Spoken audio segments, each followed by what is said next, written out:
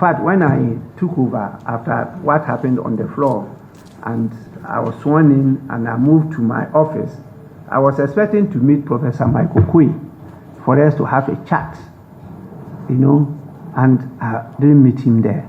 So I asked, where's Prof? And then once, he was told that he's gone, he drove home. I said, what do you mean by that? You mean he drove himself? He said, no, some driver drove him home. Why?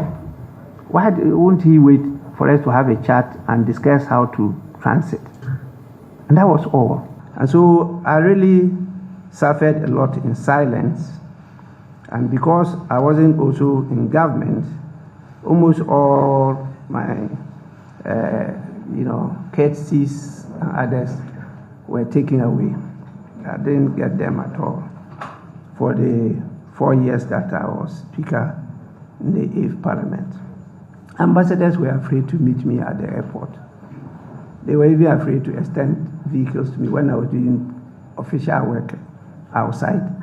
And I read some of the things they told you that I did outside, which were not true at all. We are bringing a new bill to also look at the parliamentary transition.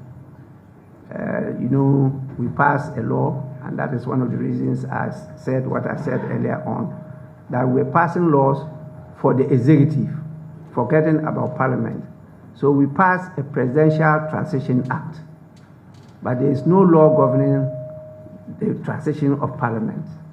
And you all saw what happened on the 7th of January 2021, because that was a peculiar situation where you have a hung parliament, and there was a serious struggle to get me, coming from a party that is not in government, to be a speaker of people in government.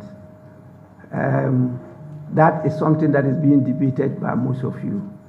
But I know and I'm convinced that the reasons why we did not set up a committee to go into that thing is in the national interest. That is why I called on the state agencies who deal with law and order to take up the matter, not Parliament, because they are in the better position. Anybody who has violated any electoral law or criminal law or whatever, they will investigate and take action. Why should it be Parliament?